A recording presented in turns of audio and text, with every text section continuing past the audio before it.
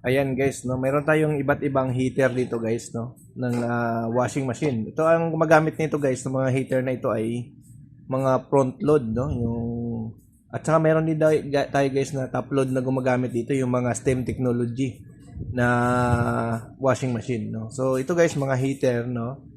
So papakita ko lang sa inyo guys, no, para ma-overview nyo or ma-picture out nyo kung anong mga sukat ng mga heater ng ating washing machine, no? Para pag na-encounter nyo ito guys, alam nyo na kung anong sukat lang mayroon dapat yung mga ganitong heater, no? Sa mga washing machine. So ito guys, iba-ibang model ito, iba-ibang brand yung gumagamit nito. May LG, may Samsung, may Electrolux, no? Ngayon, susukatin natin isa-isa yung mga heater na ito guys, no? Para lang magkaroon kayo ng idea, no? Kung anong sukat ng ganitong mga heater na ginagamit ng ating washing machine, no? So unahin natin itong isa na ito. Ayan. Unahin natin. Ayan. Itutok natin. So ayan guys, tingnan natin to. Ayan, 25 ohms. Ayan, 25 ohms yung sukat nito, no? Bago. Ayan, 25 ohms, no? So ito naman yung isa, sukatin natin.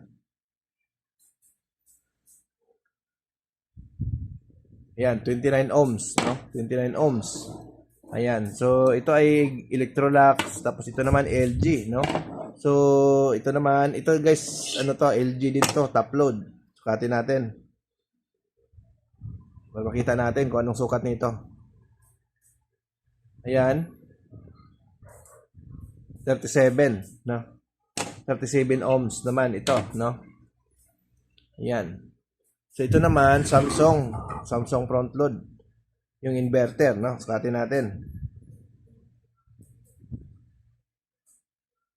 Ayan, 26 ohms, no? So ohms lang guys yung reading niya.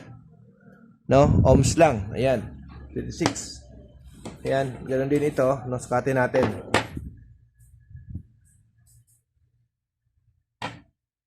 Lawan ulit natin. Ayan.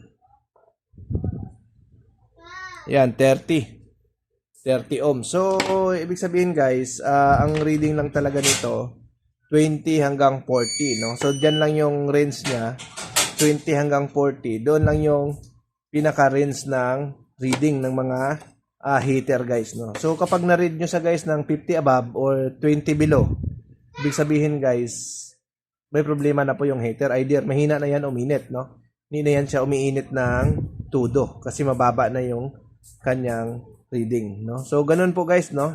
Kasi ito guys, yung mga washing machine natin, nagbibigay din ng error ito guys kapag sira ito, no? Pag putol, pag wala ng reading, nagbibigay din ito ng error, no? Hindi na siya umiinit guys, no?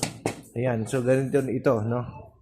Ayan, so ang next natin guys na ipapakita, yung reading ng mga ganito guys, yung thermistor sensor, no? Na nakakonect sa heater. Yun ang next natin na ipapakita sa video, no? Para lang magkaroon lang kayo ng idea, no? So isa-isahin natin guys yung mga parts ng washing machine para naman pag nagkaroon kayo ng mga troubleshooting guys, hindi na kayo maligaw, no? Kung anong mga reading nito.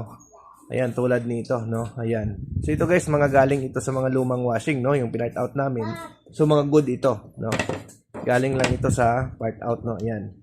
Yung mga ganito. No? Pero good yan guys, no? So ang purpose ng video na ito para lang magkaroon lang kayo ng idea kung anong talaga yung reading or tamang reading ng mga ganitong heater guys, no? Sa front load or top load na washing machine. So ayan. So sana makatulong po ang video na ito, no?